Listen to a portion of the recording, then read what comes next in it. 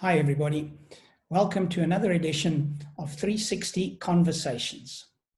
One of the great attractions for visiting South Africa is the diverse and all-encompassing safari experience. Situated in the Sabi area, bordering the Greater Kruger National Park, lies a luxurious wildlife oasis called SabiSabi.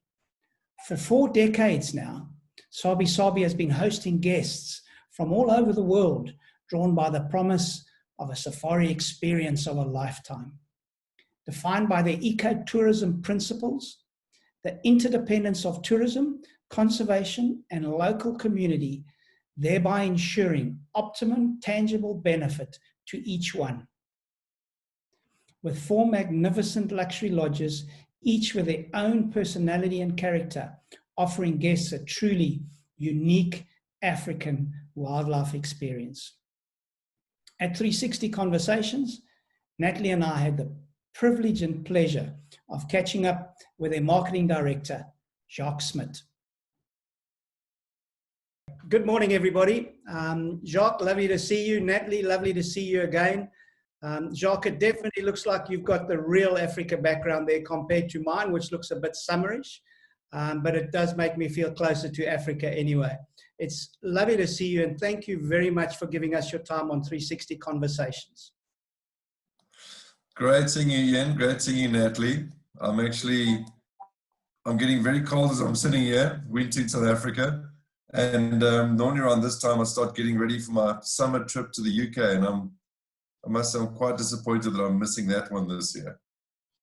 Yeah, I can imagine. And I tell you what, for the couple of months we've had, April and May have just been brilliant. So June's gone a little bit wobbly, but I have no doubt that it definitely says it's coming back in the latter part of June and into July. So July would have been perfect. Just before we crack on with a couple of questions, Jacques, just wanted to check on a personal point of view, you and the family and everybody, all good? Everybody's been keeping well during this period? Yeah, Ian, we're great. Under the circumstances with what's going on, you know, I'm loving being at home. I'm loving not traveling as much. You know, we've got 2 little girls, a 6-year-old and a 3-year-old, and it's been great spending more time with everybody back home, and I think we're all enjoying it. My wife will probably tell you differently, but no, it's COVID-19 and lockdown has had its positives, and you know, we use the positives to help energize us to work through all the negatives. I agree. But yeah, I agree. Well, that's great. Well, let's crack on then. I mean, SabiSabi having just celebrated your 40th anniversary. I mean, that's a long time in operations. Do you feel that the past 4 decades have equipped you in any way to help deal with this COVID-19? Look, I don't think anything could equip anybody to deal with what's gone down. I mean, really, this is on a scale that I think none of us have ever seen before. I think anything that's come close that we are falling back on is probably 9/11. But I think for me, the big thing from day one has been we're a family-owned business. And the same family that started SabiSabi back in 1979 still own it today. We're still in regular contact with each other. And I think having that has been one of our biggest plus points. You know, we've always had this business philosophy of we are a family, this is our luxury home out in the bush. And when something like this happens, we are all treated as family. We treat our colleagues as family. And I think that's the biggest thing for us. And I think also our philosophy of we care has helped us just negotiate our way through what has actually taken place in the last few months. You know, financially, SabiSabi is a sound business, and we're going to be here when everything returns back to normal again. So there's a lot of small things that have helped us prepare for where we are.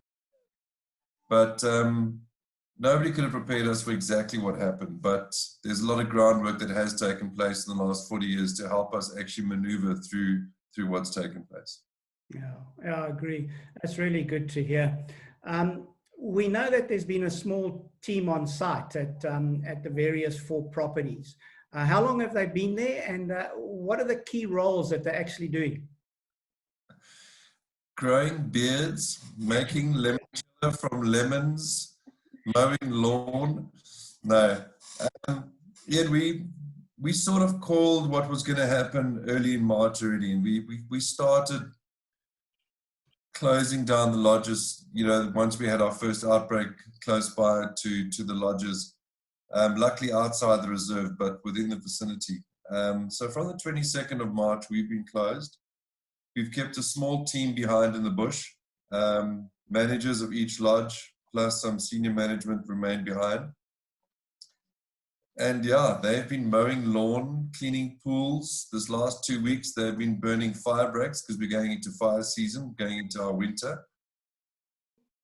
Jacques, we've kind of touched a little bit on the devastation that's kind of happened over the last couple of months. But what we're finding is that more and more people are reporting on some of the good news that's come out of this kind of quietening down period. I mean, have the guys at the lodges kind of reported back on anything that they've kind of seen that has been quite positive, or kind of changes that they've seen around, you know, in the environment? You know, Nats, I think the most positive thing for us has been that we've noticed no real change. And you know, to explain that in the sense of, we've always had the approach of minimum impact on the environment in all our operations. That includes driving a vehicle full of guests into a sighting, but keeping your distance, respecting wildlife, making sure that, you know, the animals never associate our presence with stress. Now that there are no guests on site, we still have safari guides going out every day just to keep eyes and ears out on the environment, from a security point of view, but also from an environmental and erosion point of view. And in this time, they are engaging with wildlife as if they're going out on safaris. And they're capturing this beautiful sighting and sharing it with people from all over the world through our social platforms. And in this time, we've not noticed much behavioral change. We've got great wild dog sightings at the moment. In fact, I think there's 2 packs operational in the area. Amazing lion activity, great leopard activity, plus all your plains game just continuously doing what they've been doing for the last 4 decades out on safari. So what we've taken out of this is we're very happy to see that there's been no major change, which means that even when we are operational, we've got minimum impact. For me, over here at home in Joburg, it's different. I mean, I've got nesting fish eagles literally less than a kilometer away from us. We can hear them. And I mean, I live in the city. You know, so we're seeing the changes in other parts of South Africa. You know, I'm seeing some amazing footage of leopards coming out of the mountains on wine farms down in the Cape. That is fantastic. That's phenomenal. But luckily, where we are out in the bush, we're not noticing too much of a change, because I think we've always acted in a responsible manner to actually not have impact, even when we are operational. Okay, that's great, Jacques. Very interesting to know what the animals have to say. Yeah. I'll let you ask them, Ian. The animals are probably just looking at this vehicle saying, you know, shame, no guests. But yeah, yeah. I think, Jacques, another big unknown, and I know it's kind of dependent on so many other factors that are outside of your control, but when do you kind of foresee opening the lodges again? Or should I say, how long will it take you to kind of be in a position to welcome guests again? From day one, we took the approach to be ready to open within short notice. So that's why we've kept a team behind. So the lodges are prepped and ready to reopen within, you know, 48 hours notice, I'd almost say. We have spent the last few weeks, probably 2 months, just going through post-COVID-19 protocol, adjusting our operations manual to health and safety that is going to be more compliant with a post-COVID-19 environment. And that involves staff training, it involves social distancing out in the bush, and just changing small things the way we operate out on safari. So, you know, that we've all got ready. And the moment we can open up, we will open up. We will probably open up with lesser capacity to respect that social distancing and also allow us to actually operationally just rotate rooms and just, I think tick a few boxes that some people might expect when they do go to some kind of a hospitality establishment. But yeah, we're ready to open. The moment the province is open, we will open our doors to the local market. We're proudly South African. We've always had a South African market. And then the moment our borders reopen, we'll open to whoever's available and allowed to travel into South Africa. As soon as we can fly, we'll be probably one of the first people at the airport ready. So just have our room ready there too. I think another thing, yeah. Someone asked me recently, so after all of this, where is the first place you're going to? And all I could answer was the airport. Yes, absolutely. Jacques, obviously keeping a big team motivated and kind of feeling hopeful during a time like this is not an easy task. I mean, can you share any pearls of wisdom on how you managing to keep people hopeful? Look, I think no pearls of wisdom. I just think going back to our company philosophy, our ethics, what we stand for, and the most important thing for us is we care. We care for the environment, we care for our family, our community, we care for our guests. And the moment we shut down, staff went their separate ways back home, we made it a conscious effort, everyone, from chambermaids to gardening services to safari guides, senior management, head office staff. We made an effort to keep in touch with each other. And I think it's gone a long way in the sense of in this last time, we've spoken to people who have since become new parents. We've spoken to people that have sadly had losses in their families. But we've remained in touch with everybody. And it's a simple just checking in on each other, making sure everyone is comfortable, happy. We've been made aware of some health scares, non-COVID-19 related, but it's allowed us to act as a company like we would have if everyone was on site. So we've got that luxury of staying in touch with each other. And I think the main thing is also just keeping everybody involved. Our guides are rewriting the training manuals. They're getting involved with a lot of the literature that they don't get the time to do when they're out in the bush.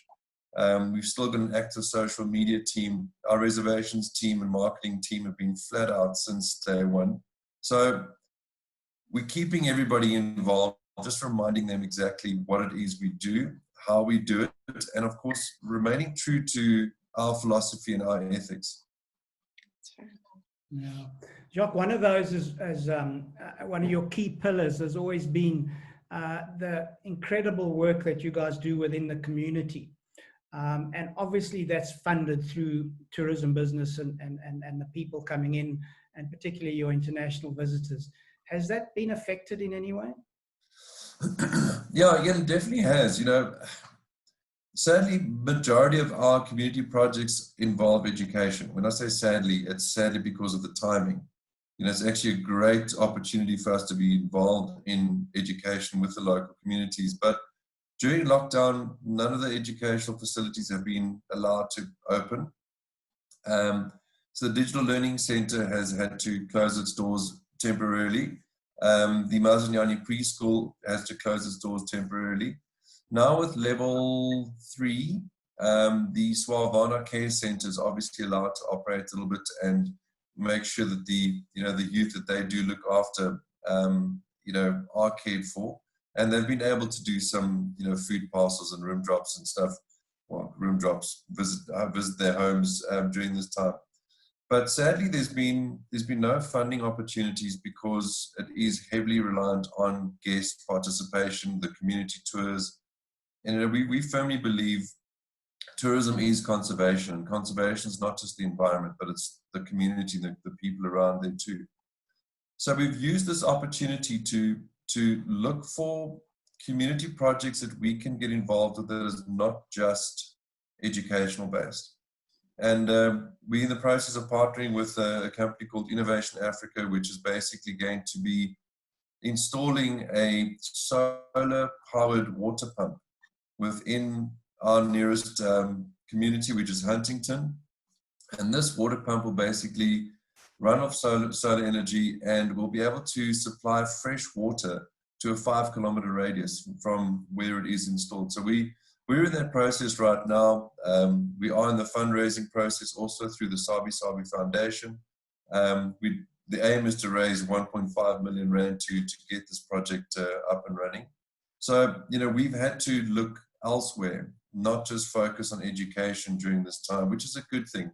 But sadly, a lot of kids are missing out on some of the amazing educational opportunities that have been put in place for them, and is very year specific. So sadly, the grade 4s this year are only going to potentially get half of their digital learning, and we're going to have to adapt the curriculum for them to get some of that through into next year, while we actually focus next year on next year's grade 4s. Yeah, that's definitely a big impact. Wow. The other one, Jacques, I know you guys have been very involved in within the industry, lobbying government and everything in terms of trying to get the protocols right and getting them to understand that as a business, you can open up and operate earlier and get going as soon as possible for everybody. So there's lots of things going on, but throughout this whole period, are there any key lessons or things from a business point of view that you guys can take away? I think firstly the lobbying that's going on is just showing what an amazing community the industry is in South Africa. We are lobbying for not our individual selves, but we're lobbying for us as a country to reopen its borders and boundaries to allow guests coming in. But at the same time, we're also sharing protocol and ideas, and we're working with the governing bodies like Tourism Business Council South Africa, SATSA, FIDASA, even South African Tourism in getting this done. So come post-COVID-19, South Africa will be a safe destination where people can confidently travel to. And then obviously all our various properties and different lodges and hotels throughout the country will be doing something similar that is in compliance with the guidelines given.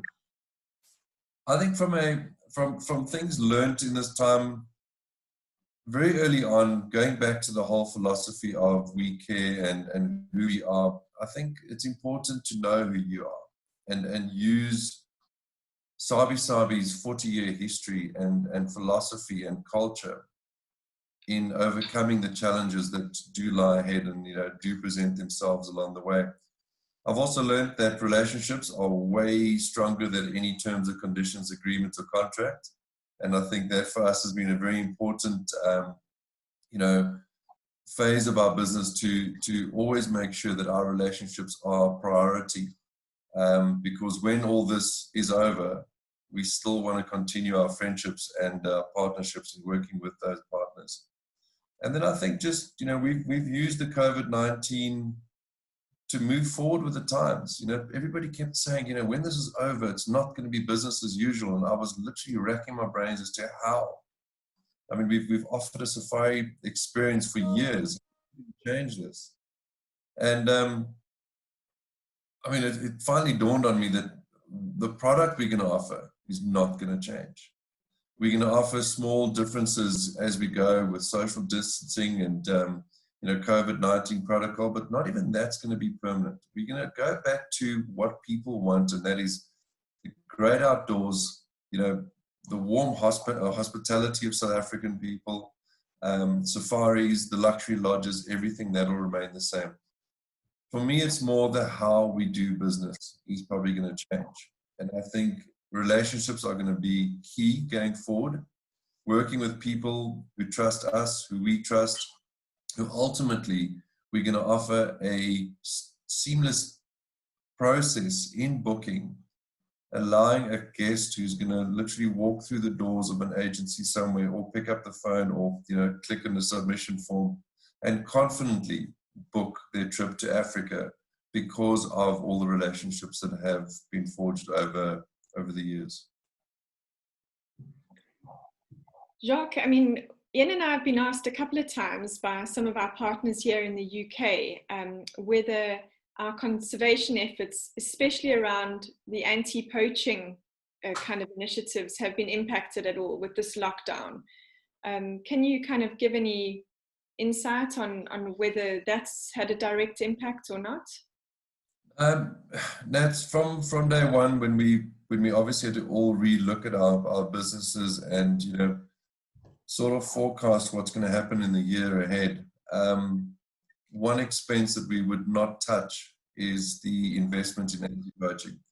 First, that is vital to continue. We have not downscaled any efforts in anti-poaching. If anything, the staff that are left behind on the reserve are now forming part of the patrolling system, and they are moving around and using the time as, while they're doing fire burns or fire breaks and heading out on safari, they also are patrolling and just, you know, keeping eyes and ears out of the reserve. So anti-poaching, if anything, has increased.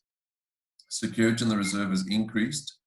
And yeah, you know, touch wood, 71 days into lockdown, we've not had an incident on the reserve, and that really, to me, is testament of the amazing team that we have on site that are patrolling the reserve on a daily basis. It's incredible. Great. Yeah. And then, Jacques, the $1 million question. Are you seeing lots of bookings for 2021? It's not so much a $1 million question, it's now more like R100 question. No, Natalie, we are getting bookings coming through, which is great. I think last week was the first week we actually started tipping the scales, moving into, you know, more new bookings coming through, as well as postponements from the existing years. Obviously, we've tried our best, like everyone in the industry, to move the entire 2020 over to 2021. At the same time, we are taking inquiries and bookings for 2021. Our philosophy, because we don't want to cram everybody into the same year, we're allowing extensions all the way through until middle of 2022. So if people aren't comfortable in traveling early next year, that's fine. Extend until early 2022. You know, there's plenty of time. That allows for people who want to travel next year to also still find space. I mean, there are dates where space is becoming an issue, which is a nice problem to have. But yeah, you know, keeping an eye on the inquiries coming through daily. There are inquiries coming through asking about availability and quotes, and a lot of UK interest, which is really good. That's promising. And then, Jacques, like everyone's trying to, I think everyone's going to get married next year, because the amount of honeymoons that we're getting is phenomenal. It's great. And Jacques, just to quickly on that same question, just to confirm that any extensions or bookings that get done into June 2022 it would be on the same rate. Yeah. For us, postponement, no penalty, no rate increase, no change. It literally is as if you're traveling this year, but just at a time that's going to suit you. Yeah, you know, we really want people. For me, the big thing is I want people to get excited about their holiday. Yeah. I don't want them to have booked something and stress about it. So get excited about it and feel comfortable with traveling. We are ready, in the sense of us as a lodge, I think us as a country. And if you are willing to hop on an aircraft and fly all the way here, South Africa is ready for you. Definitely at SabiSabi, I mean, someone said to me the other day, so are you going to be blocking off every second room so that, you know, people have space between them? Like, our suites like 30 meters apart from each other. So really, if you want to go in social distance and you want to get out of this whole lockdown here, the bush is the best place to do it. Absolutely. Yeah, that's great.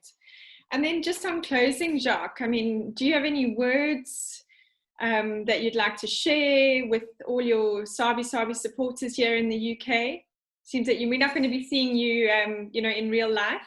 Would you like to kind of, any message you'd like to? Oh, there's plenty. No, look, I think, firstly, you know, I think everyone has said this so many times during this whole crisis. You know, we are all in this together. It's been great to catch up with friends. It's been great to stay in touch with friends in the UK, in the industry throughout this. You know, thank you for sharing ideas. Thank you for the support. Thank you for sharing concerns and being part of the solution to where we're heading. I do feel that where we are right now, it's now just a waiting game until governments can agree and we can open up trade and travel amongst the two countries. But we're ready. I think the partnerships are there. You know, the lodge is ready. I am going to miss my summer trip. I almost said holiday. I'm going to miss my summer trip to the UK, but we'll have to make up for it. But I do look forward to seeing each and every one, hopefully out this way, sometime soon, to come and experience exactly what it is we've been preparing for you guys all. And if not, I'll definitely come and visit you guys again soon. Perfect, Jacques. I knew I'd get you to come in winter. No. Oh, that's See, great, winter's Jacques. not productive because there's not a lot of sunshine. It's just not a productive day. Yeah, that's great, Jacques. I mean, here at 360 Luxury, we love being part of the team. It's been a hell of a journey through this COVID-19 for us as well. But it's so good to catch up with you today. And we really appreciate you coming on to 360 Conversations. And really from all of us to you, your families, and to the larger Sabi family, we wish you all well as we come through the end of this. And may the business start coming through soon. absolutely. Yeah, thanks, Ian and Natalie. Just from my side, I want to thank you guys for everything you do. Really, as it's these partnerships that really work. We are all one big family, and you know, it's great working with everybody. And I think great inspiring people to still dream about traveling to Africa. I think that's probably my main goal throughout 2020, is just to keep that inspiration going and keep people wanting to head out our way. Perfect. Excellent. All right, Jacques, you go well, eh? Thanks, Take Jacques. Thank you. All the Take best. care. Cheers. Bye-bye now. Cheers.